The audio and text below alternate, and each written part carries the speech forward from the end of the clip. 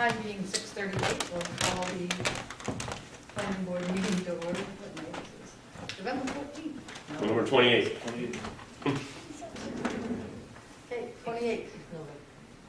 Planning board meeting to order. All right.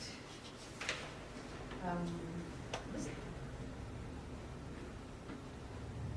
Are you here for a case?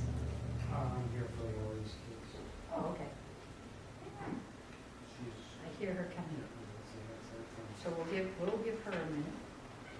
Did everybody have an opportunity to review the minutes of November 14th? Make a motion to accept the minutes of November 14th, 2017, as written. I'll second. All those in favor? Aye. Right. Any opposed? Do you need a minute, Catherine? What? Good.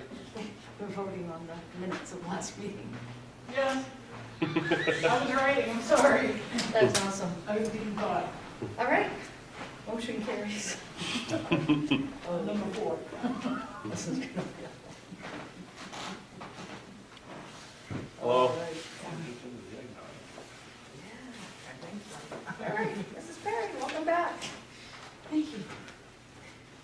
You've come to visit us again. Speak to us in great words of wisdom.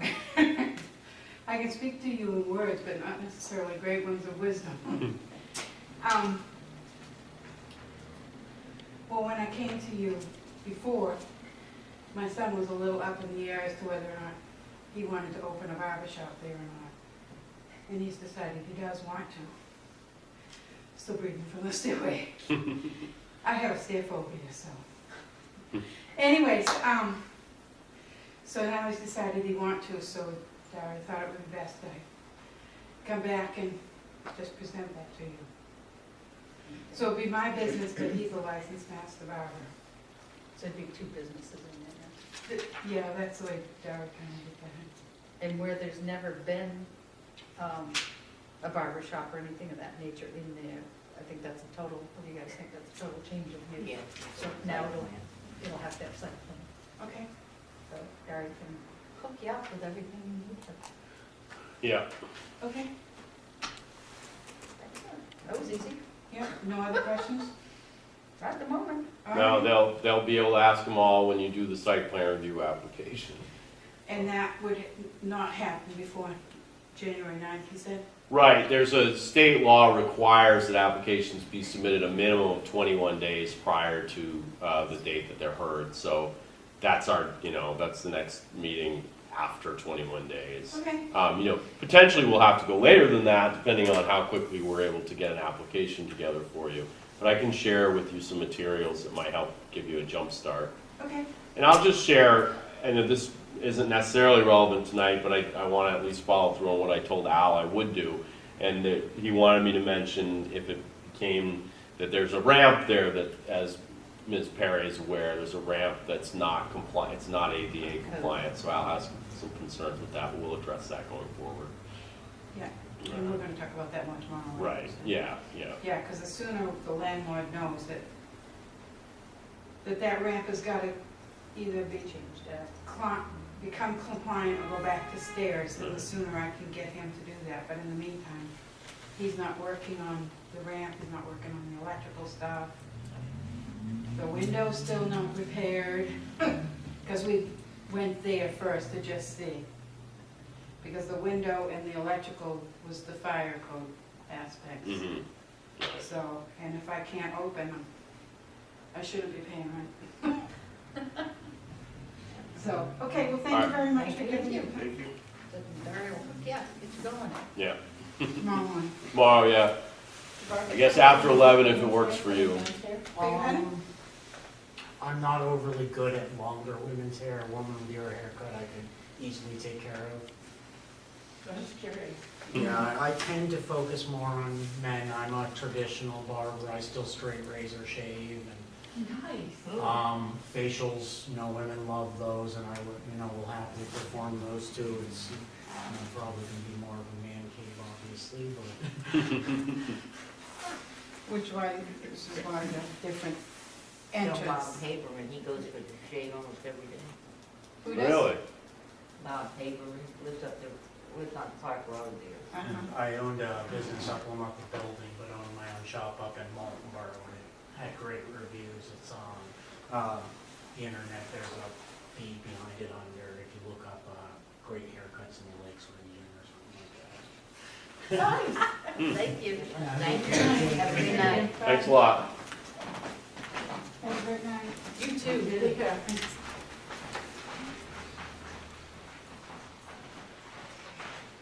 I love that coat wearing. Okay. Yes. Do we have, I have to ask, why does someone have to remove a ramp if it's not ADA compliant? I mean, All you have to do is put a sign on it that says not ADA compliant. yeah, There's no I was law that thinking says about that. That's true. We can talk more You about have to that. walk upstairs. I think, right. But you do have to designate it not ADA compliant. That makes Or sense. you couldn't get sued. Because otherwise you couldn't have playgrounds, right? Because those ramps are not ADA compliant. Exactly. Slides. Yeah. I mean, our ramp isn't, and it should have a sign on it, not ADA Yeah, compliant. no, huh. But Yeah, Actually, if you go down that ramp sometimes and hold onto the railing, you might need I- ADA compliant ramps. I really just didn't want to not follow through on what I told Al I would do. That was the main reason for me Well, saying you've it. done that now, so. You're safe. That's right. He can't spank you. do we have any correspondence tonight? Oh, actually we do. Thank you. Oh, yes, we do.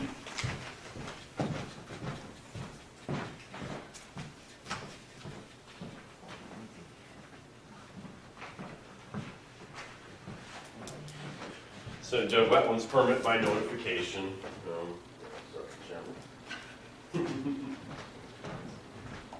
And,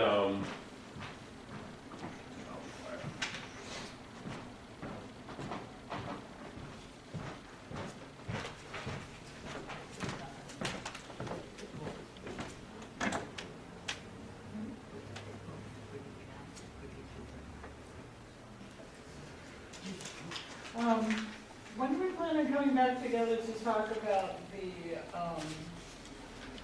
amendment concepts proposed by yourself and the code enforcement officer? yeah, I have some stuff done on that.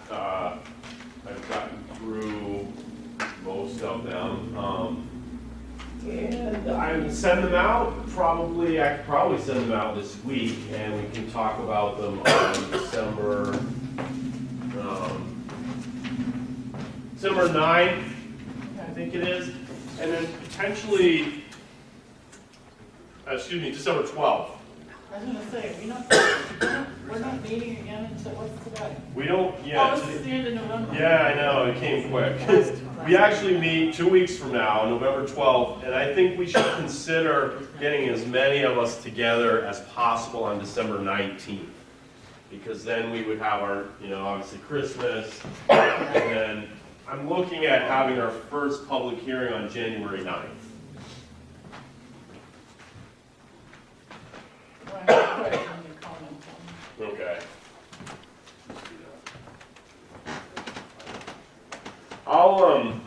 I'll make a note to myself to email that out as soon as possible.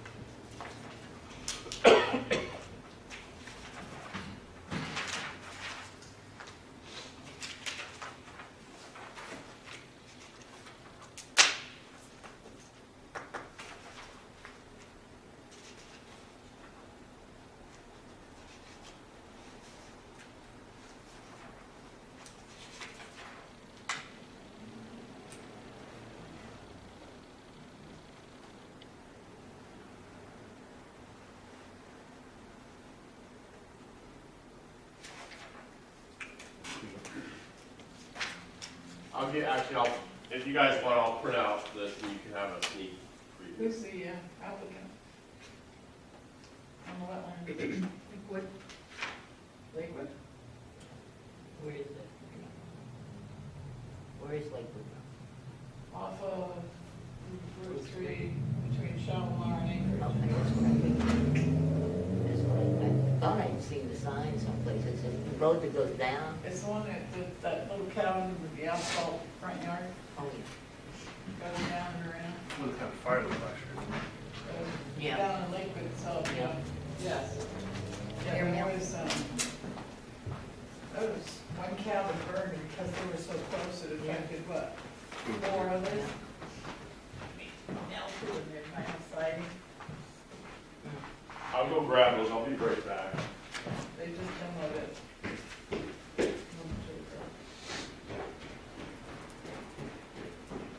So we have just Oh, dry hydrant. Let's not talk in the next week. or down. Put this stuff Down there. And non, and cookie. Spike and non-spike. The tree for non-spike. Wow, 198 feet. It's 198 or 148 feet. It's 198 feet out of the water. From the start of the beach to the common driveway used to one foot.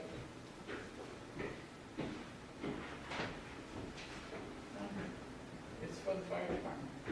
And that's probably comes from that fire. Probably. So the first 3 are, I think, they're sort of ready for review, and the last 4 are just some notes. But that's kind of a sneak peek. Again, we can talk more about this next time if you want. The applicant is the fire district. Applicant name, Tim Hubert. Did you see that, Laura? Honestly, I just stuck it in the correspondence. Applicant, Oh, interesting. acting on behalf of the property owner, so it is directly for the district. Oh, what is it? Dry hydrant. Oh, yeah. Oh, yeah, okay.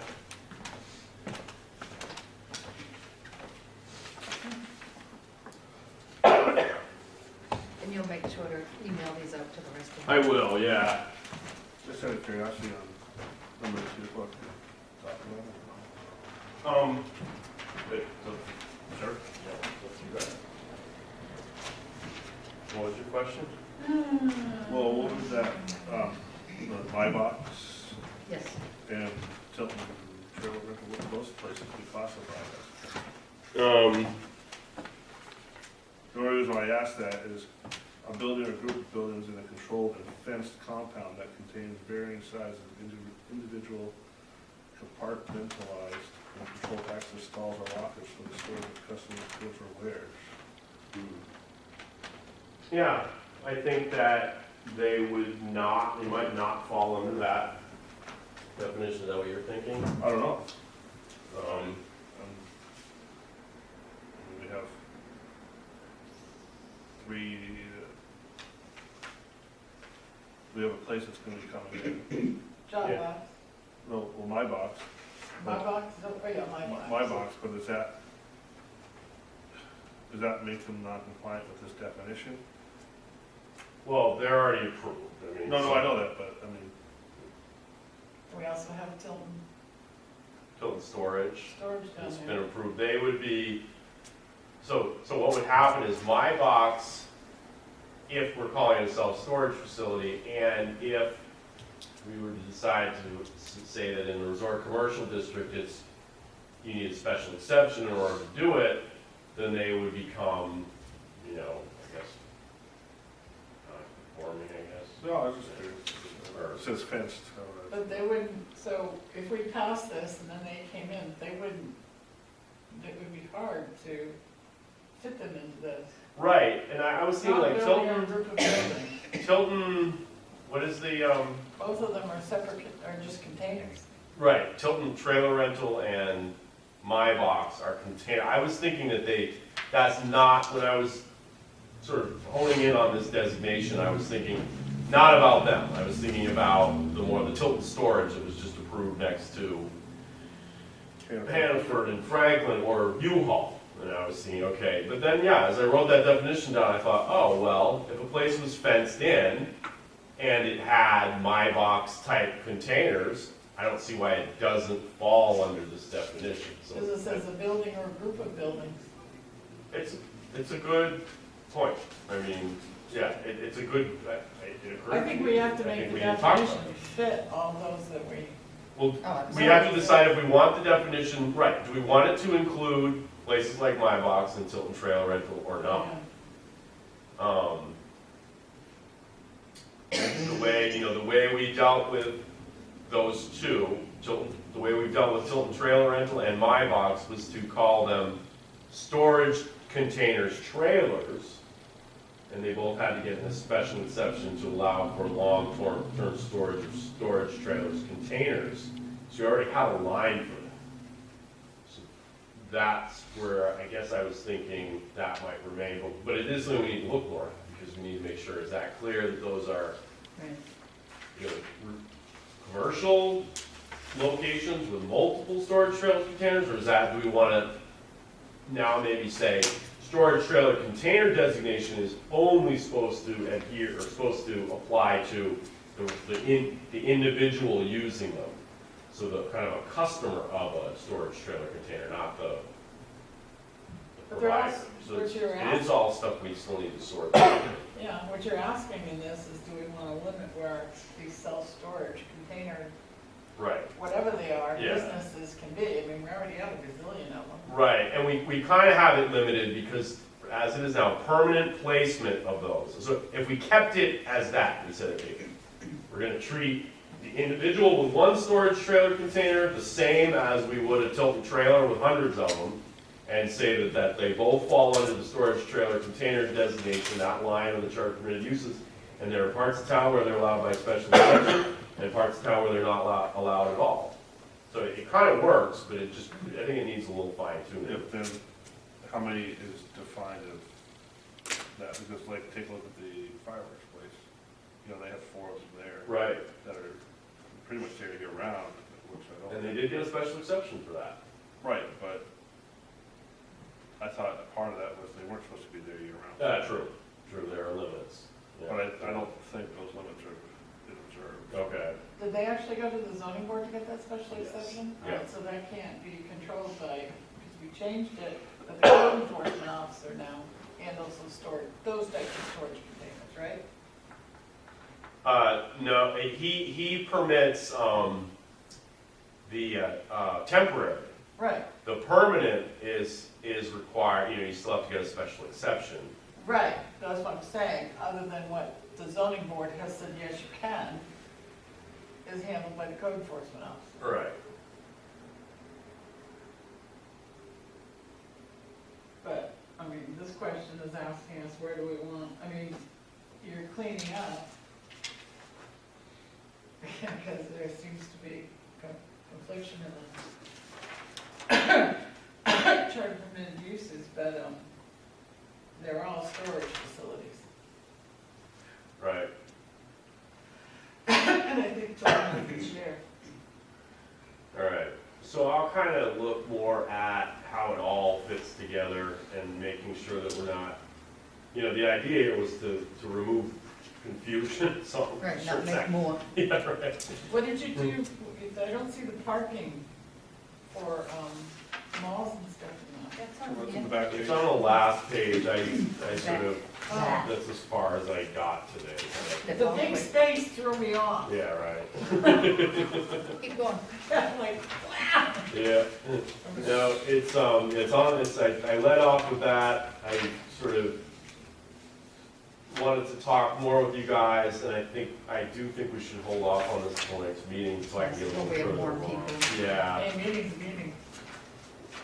yeah, but that's it. I'll say the And- same thing when I say it. But we need to talk a little more about what we call shopping centers, I think we already have the term retail complex in the signage ordinance. So I thought about maybe, just continuing with that term and say, the way Manchester has it, I thought it was shopping centers, it actually says any retail over 25,000 square feet in Manchester. That's a pretty low number. So I propose we make it 60,000. We say under 60,000, you're under the old parking regulation. Where does the Shaw's Plaza? Well, this is probably. Well, that's not just yeah. one, I think, good question, that's exactly what I sort of asked myself when looking at square footage. 55,000 is Hobby Lobby, and the entire plaza is obviously way over 60,000. So that would be in, Tanger would be in, even Walmart is way over 65. It's like 100,000 square feet there, isn't At least, yeah. So Walmart would fall under this. So it's really, it's meant to hit the big retail places, but also if we said, if we didn't, if we left it at retail complex or something, it seems like it could still apply to. You get square footage. Yeah, right. It is square foot. I'm saying 60,000. Any retail complex over 60,000 feet, regardless of whether, restaurant, this, that, retail complex and shopping center, let me say, regardless of whether it has restaurants or whatever it is, it's simply, 4.5 spaces per, Yep. whatever it is, 100 square feet, or I can't really know. 1,000 square feet. Number 7, we really should define what adult care facility is. Yes. Because if it's like a daycare facility for little kids, which is allowed in that district, why wouldn't you allow the same kind of daycare facility for elderly people? Yeah. It's like a home business. If Just to go on the record, and I'll say this 1,000 times, all businesses should be site plan. I don't think home businesses just because of the outside. I disagree with you on that one. well, what about agricultural home businesses type things? They should be site plan. They I'll, don't fall under a different category? Well, they do because of the Yeah. state. I think that, State laws. But a home business can be anything. but this is my So what's argument. the impact on the neighborhood? What's That- the number of vehicles going in and out of That's- it? What's the chemicals being used? All the things we site plan for can still exist in a home business, regardless of whether the outside looks like a business or not. All right, so if you read the home business section, it's extremely restricted. There's very little you can do under the home business designation. It's really limited, so you can't have a lot of cars. Basically, it says, this can't look like a business. So I'm saying, if our zoning ordinance says it can't look like a business, then maybe, that means it can't have a lot of parking, it can't have signage, it can't have, it's just supposed to look like a house. And that's, so immediately there you kind of scale back any potential land use impacts, like very significantly, where the land use impact should be much the same as what a house would be. And then, initially I was going to propose that we say, all you need to do is go get a CO. And he's going to confirm that you don't have too many cars that looks like a house. And then I thought, well, wait a minute, that eliminates any opportunity for abutters to be notified, for any public hearing or anything. It's all right, good in between, where they don't have to come in with all kinds of, site plan review documents for some site that we're already telling them you're not allowed to change much. But they still have to have a public hearing, abutters are still notified, and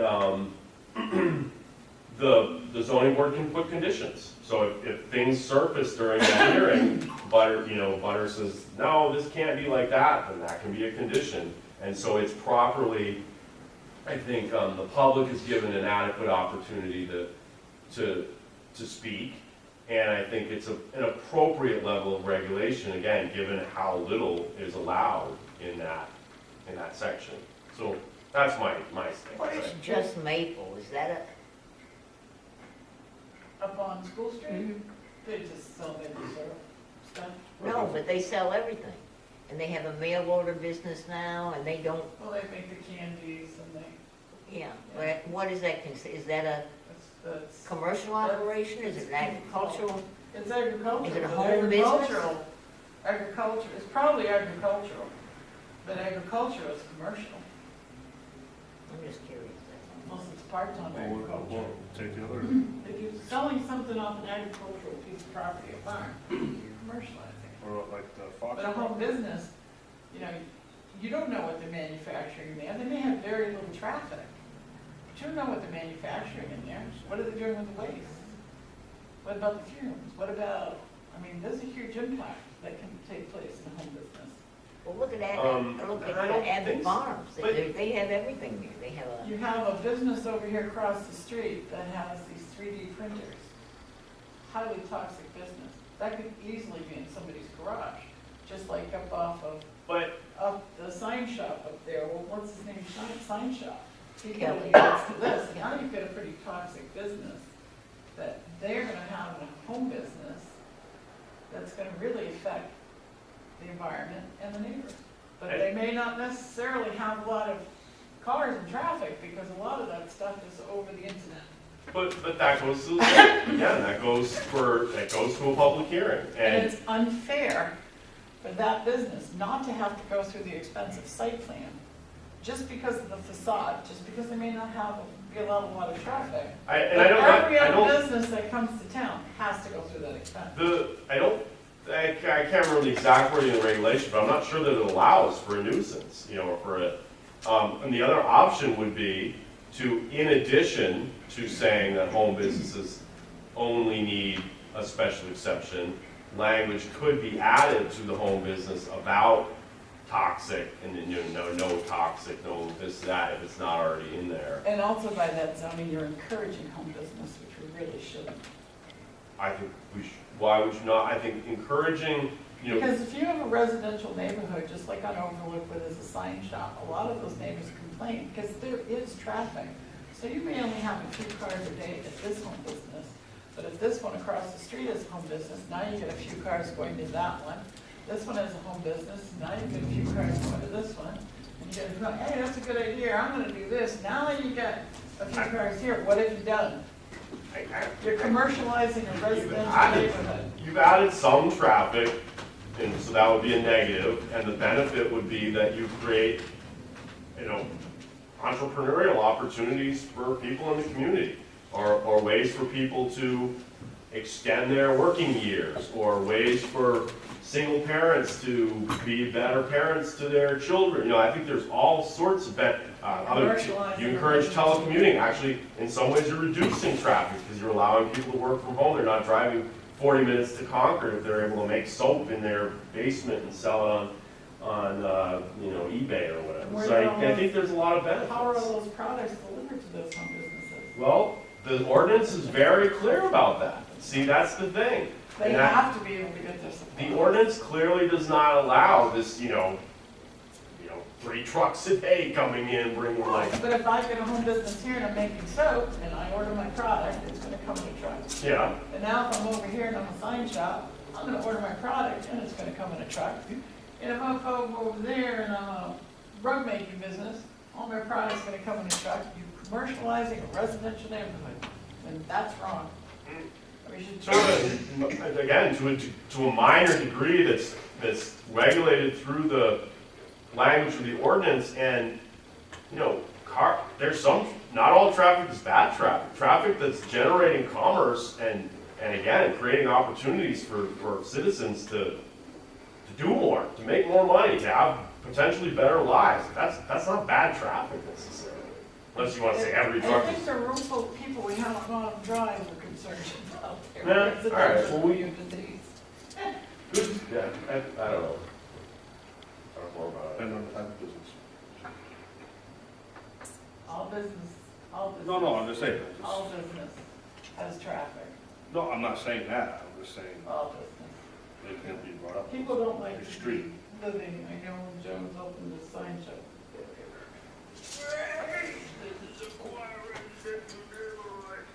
I lived for 20 years within rock throwing distance of a lumber mill. And I didn't even know it. I mean, I knew it, but I lived there all those years. And finally, someone called me who was looking at a house in Raymond, and it was close to a lumber mill. They called me to ask me how distracting it was. And I said, there's no lumber mill near my house. And they said, yes, there is, there has been for years. And sure enough, it was within rock throwing distance, but I got so used to it, and it did make noise, but it wasn't noise that really interfered with anything. I just, sometimes I think you have to really look at what the situation is. It's like railroad tracks near your house. But I you grew up choose, when that was neat. I like to you hear the choose- sound of when you the railroad. move into those kind of areas, usually the railroad tracks have been there long before. Yeah, I know, but I'm just The saying that lumberyard was probably there it was. when you chose to move there. Yeah, it When was. somebody's residential neighborhood that they've moved into, they created, they counted on being a residential neighborhood, suddenly gets full of home businesses. Ugh. It's like, look at the trailer park over off Lancaster Hill Road. Going to court because a bed and breakfast has been created. Now, how quiet is a bed and breakfast? Depends on your clientele. Home business. Just saying. Yeah. I had people in on drive about my 7 roosters 2 days ago. And they did, they got up every morning and cockatoo in unison. It was loud. Why would that affect Autumn Drive? Huh? Why would that affect Autumn Drive? Not on drive, Ashelot. Oh. I'm sorry. Ashelot, down on the lake. Because I didn't like that course at 5:30. Well, too. Room for debate. This is Anyway, gonna be just lively. saying. Don't be lively. How's the court date? What's that? We heard anything? Well, the ZBA heard, an appeal, or, let's see, they took it up. They actually, granted a motion to dismiss the appeal, on the grounds that it was not timely filed on one of the counts, or one of the points raised, and then the other point raised was, they determined was not under ZBA jurisdiction because it was a matter that should go directly to Superior Court. So there's a Superior Court, appeal underway, and that's kind of the, Have we heard anything about that, or is it? it was served, I guess it was served directly to Attorney Radigan. He accepted on behalf of the town, so I haven't seen it, the actual, I'll have to get a scan from it at some point. We knew that was gonna happen. Yeah, You said that. absolutely. I mean, yeah, it's hard to say exactly, there's more directions now that this could go than ever before, I feel like. Where would that be in Laconia? Don't Oh. think any yet. Yeah, I'm not sure If actually. we get a date. Because it doesn't go to district, it goes to Superior and then Supreme, right? They have to go Yeah. to Superior Court, so we're Belknap County. Yeah, it starts. We haven't been mandated to Merrimack's Superior Court yet. And it's all correspondence type stuff, right? It's not testimony It will be. and, it will? Right, I'm not sure. I didn't think it was. I thought they just looked at notes and, Yeah, I'm not sure. I don't know when that starts to take off. That attorney in theirs? Yeah. Well, My I'd be prediction. interested to find out what that date is. Yeah, I I would would certainly, appeal. I'm sure you can get it from the court website, but I should be able to get it also. I thought the ZBA did it very well. Yeah, I agree. ZBA handled it very well, just like you guys. They did do well. Yeah. All right, do we have anything else we're going to go over this evening? Make a motion to adjourn? You can second her. I'll second her motion. I'll vote yes. All those in I'll favor? vote yes. Walk away, no. Say aye. Aye. Walk away, walk away. This week is way too short. Way too short.